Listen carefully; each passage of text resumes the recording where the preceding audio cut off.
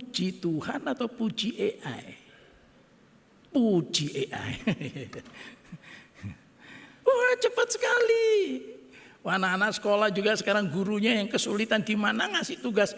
Coba jelaskan siapa itu, misalnya saja Presiden Soekarno, itu ya. Siapa dia? Wah, ketik. Waduh, sudah lengkap, mau bahasa Indonesia, bahasa Inggris. Saya belum ngecek ada bahasa Madura tidak.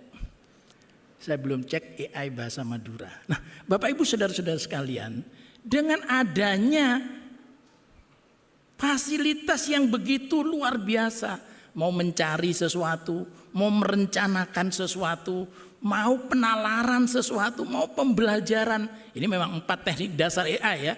Jadi mulai dari mencari, lalu merencanakan, lalu bernalar, lalu belajar, itu semuanya sudah tersedia sehingga di sisi positif. Nah, ini yang penting ya kan.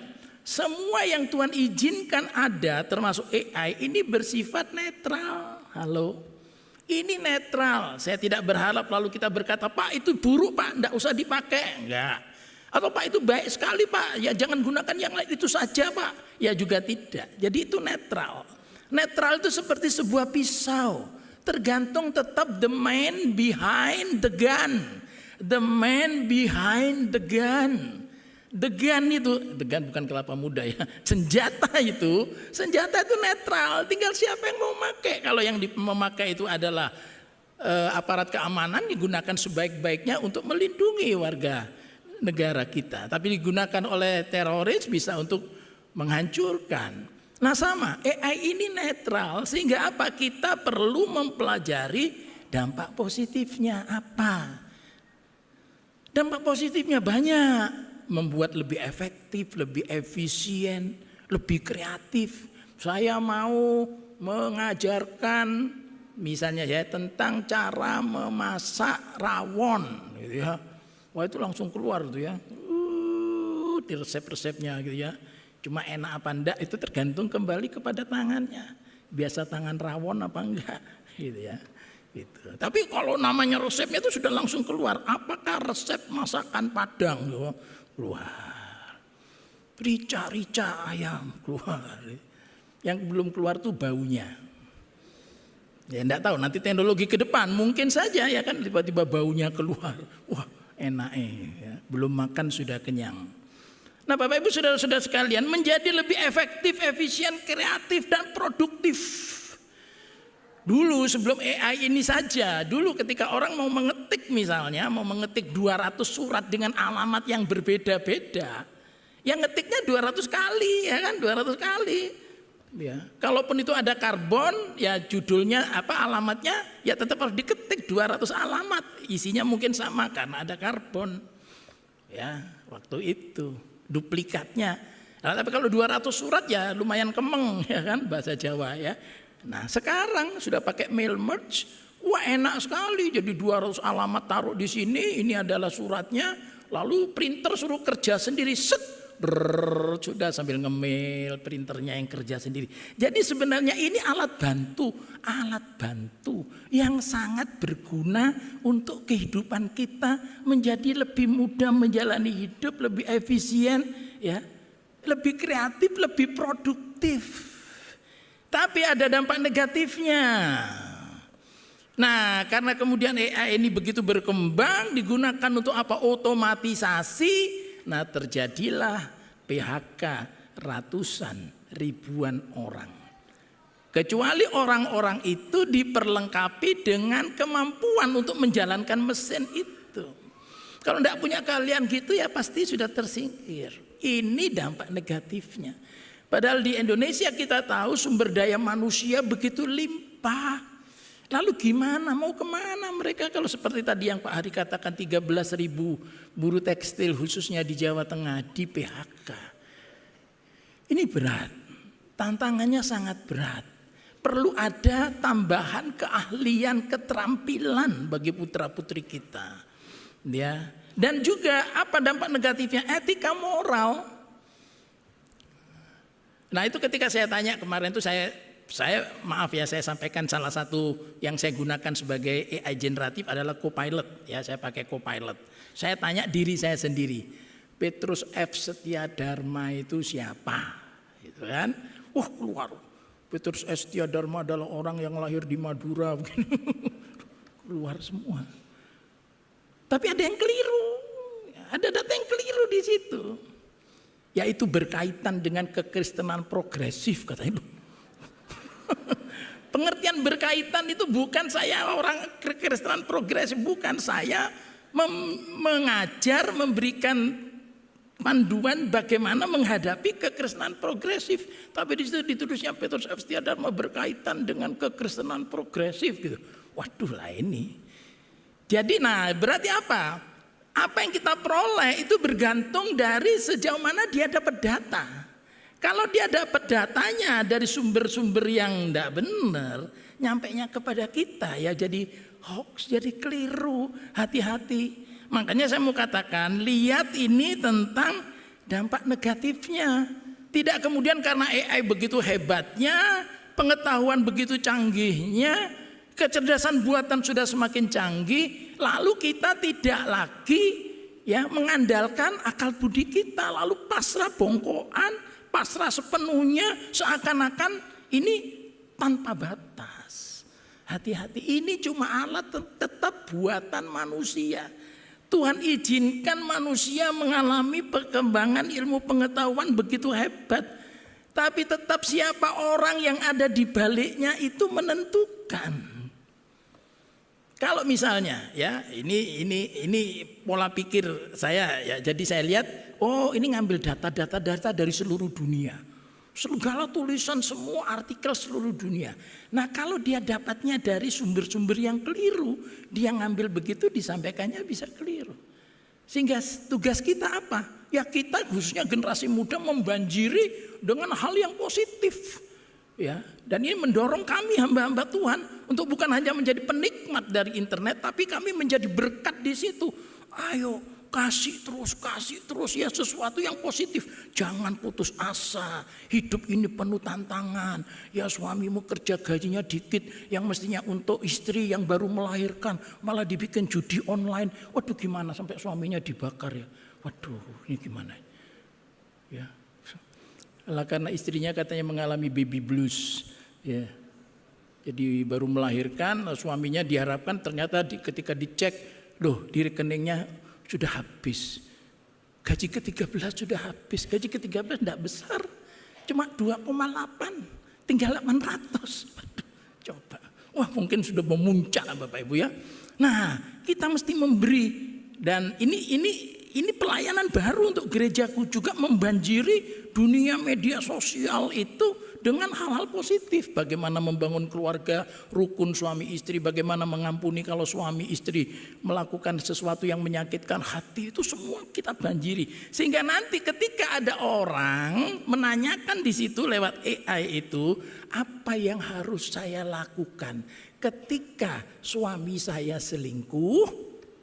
Nah, mungkin selama ini jawabannya lawanlah dengan selingkuh yang lebih banyak. Bisa begitu, ya kan? Kalau sumbernya yang dia peroleh seperti itu, yang mengisi di sana orang-orang barisan sakit hati semua, ya kan? Tapi kemudian karena ada anak-anak Tuhan mengisi dengan yang positif, ampunilah sebagaimana Bapamu mengampunimu. Dan suami yang berselingkuh atau istri selingkuh, bertobatlah karena kerajaan sorga sudah dekat. Nah gitu. Ya.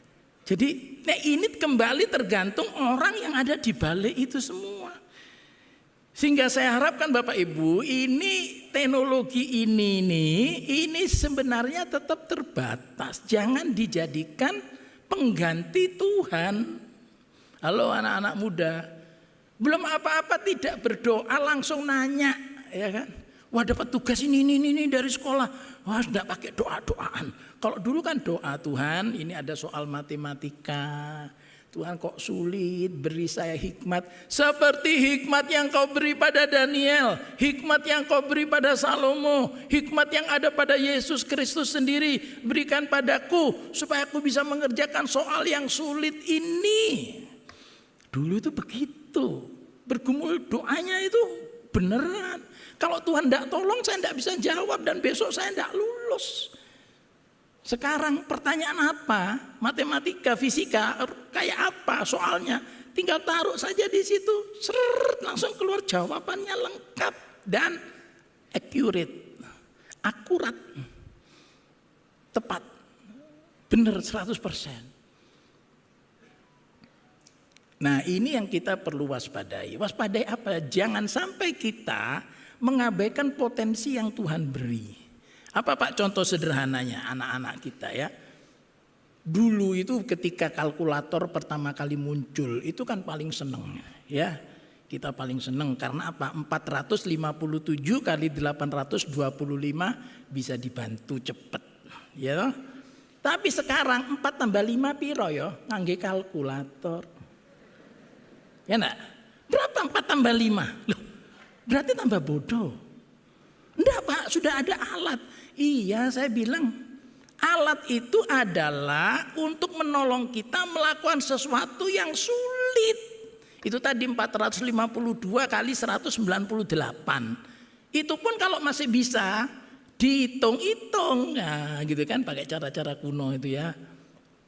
Tapi kesuwen Pak, ini orangnya lagi nunggu ini dodolan kok Pak. Oh ya wis, lagi ngenteni susu Pak. Lalu adek ngitung dulu kan kangelan pakailah kalkulator, calculator, help you to calculate, menolong kamu untuk menghitung.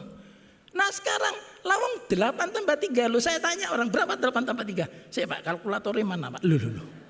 Coba, lah 8 tambah 3 kok nunggu kalkulator itu bagaimana? Nah berarti apa ininya maaf sudah diletakkan di alat itu. Loh lama-lama maaf ya ini jadi pikun. Gitu. Sehingga tetap harus terlatih. Maaf Bapak Ibu saya membuka diri. Lah Pak Petrus supaya ndak pikun apa? Ya saya membaca. Saya ada game Pak, ada game saya sudoku pokoknya kaitan angka-angka tok isine ya. Itu supaya ndak pikun misalnya. Nah, Bapak Ibu saudara-saudara sekalian, mari kita akan lihat 3 sikap yang harus kita miliki sehubungan dengan perkembangan ilmu pengetahuan kecerdasan buatan ini. Apa 3 sikap? Yang pertama harus tetap mengutamakan Tuhan. Tidak boleh digantikan. Mazmur 20 ayat 8. Ya. Mazmur 20 ayat ayat yang ke 8 atau 9 karena ini ada yang bahasa Inggris, ada yang bahasa Indonesia. Ya, ayat yang ke-8. Mazmur 20 ayat 8. Orang ini memegahkan kereta dan orang itu memegahkan kuda. Tetapi kita bermegah dalam nama siapa? Dalam nama Tuhan Allah kita. Nah mari kita coba bandingkan kondisi kita sekarang dengan perkembangan ilmu pengetahuan teknologi dan kondisi peperangan di zaman Daud, zaman pemazmur. Waktu itu seorang raja itu harus kuat secara militer. Ya. Setuju dan harus. Tidak mungkin pemerintah pada zaman itu, negara pada zaman itu apabila tidak kuat militernya mudah diserbu dari bangsa lain. Jadi kudanya harus hebat, keretanya harus hebat. Artilerinya harus kuat. Wah, itu sebagai perlindungan dan juga penyerangan ya, defensif dan ofensif. Tetapi kita lihat baca ayat ini sebagai raja Daud itu mulai lihat raja di sebelah kanan, raja di sebelah kiri, negara-negara tetangganya, orang ini memegahkan kereta, orang itu memegahkan kuda. Artinya keretanya yang banyak, kudanya yang banyak, tentaranya yang banyak, itu waktu itu langsung dikatakan ini otomatis pasti menang ini. Pasti menang, sudah itu aja. Siapa yang kuat militernya menang. Nah tetapi pemazmur katakan kita bermegah dalam nama Tuhan Allah kita. Nah dalam pengalaman daripada pemazmur ketika maju dalam peperangan, ternyata asumsi bahwa negara atau bangsa yang keretanya kuat, yang kudanya hebat, itu tidak jaminan. Loh coba, dia kalau mau melihat peristiwa kembali kepada keluaran dari Mesir itu. Itu Firaun itu kan yang keretanya hebat. Wah, Kalau suka lihat film ya kan, wah mengejar orang-orang Israel. Orang Israel tidak punya apa-apa, tidak punya kereta kuda, tidak ada. Nah, mereka orang-orang biasa, malah waktu itu masih jadi budak di Mesir, keluar dari Mesir ya tidak bisa apa-apa, cuma bisa kerja pertukangan, perbudakan gitu ya. Tidak bisa nandingi tentaranya Firaun, tidak bisa. Tetapi dengan tangan Tuhan yang teracung, Laut Tebrau terbelah. Mereka lewat kekeringan di situ. Lalu mereka selesai. Tentara Firaun dengan keretanya, dengan kudanya yang hebat masuk ke laut itu. Tapi tangan Tuhan yang kemudian saudara kembali bekerja. Musa acungkan tongkatmu supaya air itu menutup kembali. Habis. Kita boleh menggunakan kereta, boleh menggunakan kuda, tapi jangan mengandalkan. Jangan bermegah di sana. Jangan merasa hebat di situ. Amin. Kita tidak membuang perkembangan ilmu pengetahuan teknologi, kita gunakan. Bahkan bisa kita pakai untuk lebih memuliakan Tuhan. Untuk bisa menjadi berkat lebih besar bagi banyak orang. Pelayanan bisa lebih kreatif. Ya, tampilan-tampilan bisa jadi lebih bagus, lebih mengenakkan mata. Tetapi sentuhan hati itu tetap karya Roh Kudus dalam hidup kita. Kita tidak boleh bermegah di sana. Yang kita utamakan tetap Tuhan. Hati-hati mau menggunakan itu berdoa dulu. Tuhan, saya mau cari informasi tentang ini. Ada banyak pilihan AI. Ya, generatif, mau yang A, mau yang B, mau yang C, mau yang D. Yang mana? Tuhan, supaya saya tidak tersesatkan. Supaya data yang saya peroleh tidak keliru. Yang kedua, setelah memperoleh data, di cross check kembali. Jangan ditelan. Halo. Jangan langsung diterima. Dilakukan pengecekan ulang. Check and recheck. Sebab kalau tidak, menyesatkan kita. Ya, hati-hati. Zaman seperti ini kebanjiran informasi. Kalau kita tidak menseleksinya, itulah kemudian kita sampai di sikap yang kedua. Ya, 1 Tesalonika 5 ayat 21. Ini sikap yang kedua. 1 Tesalonika 5 ayat 21. Ujilah segala sesuatu dan peganglah yang baik. Uji segala sesuatu. Check and recheck, hati-hati terima informasi, hati-hati loh Pak, ini sudah hasil daripada AI, tunggu dulu. Ya. Karena berbagai-bagai jenis AI itu ada sudah beberapa waktu yang lalu itu tidak ada sumbernya. Wah, ketika kita tanya, dari mana dia dapat, tidak disebutkan. Tapi yang saya pakai Copilot itu dia pakai ada sumbernya. Ya, ini, dijawab begini, lalu sumbernya dari mana? Dari sini. Jadi kalau mau belajar lebih dalam lihat di situ. Waduh, ternyata situsnya situs Saksi Yehova. Waduh, nah itu jangan sampai. Wah, datanya bagus, gambarnya bagus, tampilannya bagus, desainnya bagus. Itu membuat kita kesengsem. Tapi ketika dilihat sumbernya, dari situs ajaran sesat. Waduh. Nah itu, uji segala sesuatu. Jadi ini Bapak Ibu, bagi saya sebagai rohaniwan, ini tidak mudah. Pelayanan di dunia digital ini tidak mudah. Kalah cepat dengan anak-anak muda itu. Betul enggak? Ya saya bersyukur lah emak-emak di Pringgading yang pinter juga sekarang ya kan. Tapi masih kalah cepat dengan cucunya. Kalah cepat, cet gitu. Nah kita itu mau memberi panduan-panduan itu. Kita ini masih mempertimbangkan ini itu kalah cepat. Loh Om, aku sudah sampai sana Om gitu ya. Lah Om Petrus masih sampai sini itu. Waduh. Jadi saya pegang jidat saya, astaga. Kalah cepat. Sehingga apa? Langkah kedua yang saya lakukan, berdoa. Tidak ada lain. Tuhan, di gereja ada banyak anak-anak muda. Mulai dari sekolah minggu, remaja, pemuda. Orang tua juga sibuk bekerja Tuhan. Hamba tahu mereka harus bekerja keras, bekerja cerdas, menghidupi keluarga. Sampai mungkin, ini saya bilang mungkin Tuhan. Waktu untuk bisa mendampingi anak terus menerus itu sangat sulit. Walaupun itu harus dilakukan, apalagi ini adalah Father's Day katanya ya. Hari ayah ini ya, jadi harus ya. Pendampingan, tetapi kadang-kadang masih bisa lolos. Apa ya sudah, Tuhan itu punya CCTV. Tuhan tolong anakku jangan sampai dia mendapatkan informasi yang keliru. Tolong cucuku jangan sampai mendapat informasi yang menyesatkan. Lindungi, beri kepekaan, the discerning the spirit, kemampuan membedakan roh, kepekaan untuk tahu ini benar ini salah. Itu diminta dari Tuhan. Dunia sudah begini supaya tahu ini loh yang benar, ini loh yang keliru.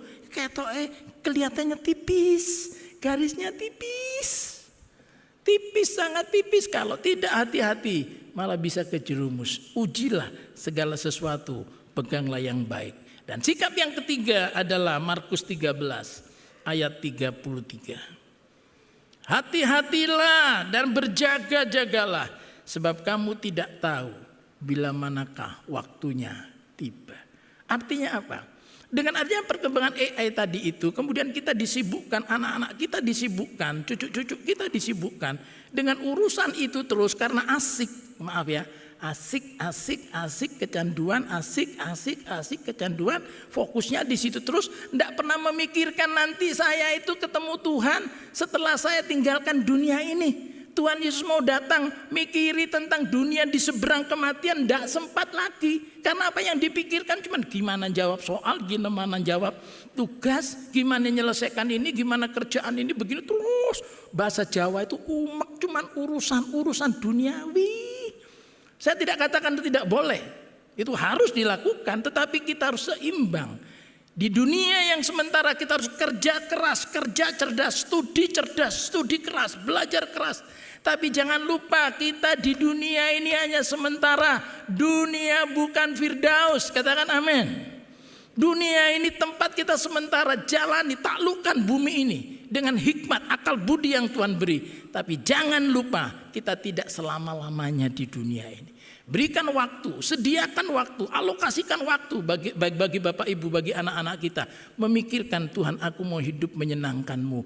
Ya, supaya nanti setelah kata Alkitab, setelah aku tinggalkan, setelah kemah yang sementara ini dibongkar, ada tempat yang tersedia bagiku di rumah Bapa. Apa gunanya menguasai sedemikian rupa, lalu kita lupa kita hidup untuk sesuatu yang kekal nanti. Itulah sebabnya Tuhan Yesus berkata, bekerjalah bukan hanya untuk makanan yang dapat binasa, tetapi yang mendatangkan kehidupan yang kekal. Artinya kita harus seimbang. Mari kita gunakan semua AI itu dengan baik, dengan panduan yang benar, dengan pertolongan Tuhan, dengan kepekaan sensitivitas atas pimpinan Roh Kudus. Dan jangan lupa itu harus betul-betul bermanfaat bagi diri kita, bermanfaat bagi orang lain. Harus waspada, hati-hati, ya, harus betul-betul menseleksi, harus melakukan check and recheck. Dan yang terakhir, jangan lupa kita masih akan punya kehidupan yang abadi. Jangan lupa siapkan saudara-saudara, karena kita tidak tahu kapan Tuhan Yesus akan datang. Tuhan memberkati. Bukan dengan kekuatanku.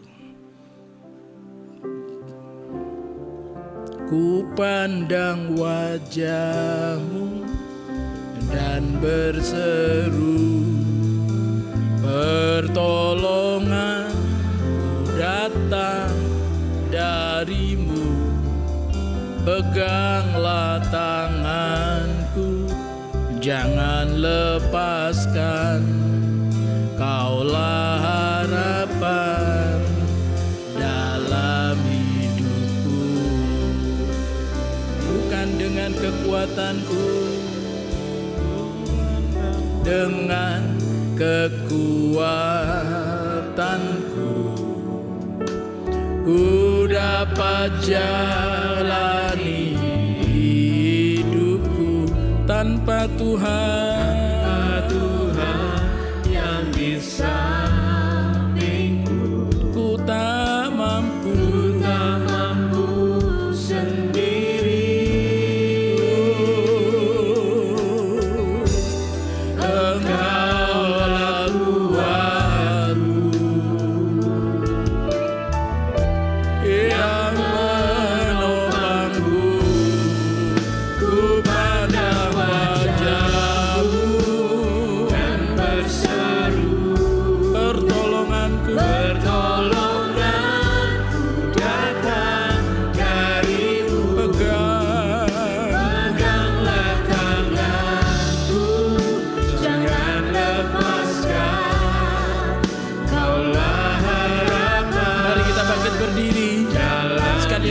kita naikkan pujian ini. Tanganmu dan berseru, pertolongan datang darimu. Peganglah ya Tuhan, jangan lepaskan. Kaulah harapan dalam hidupku, kaulah harapan dalam hidupku, kaulah harapan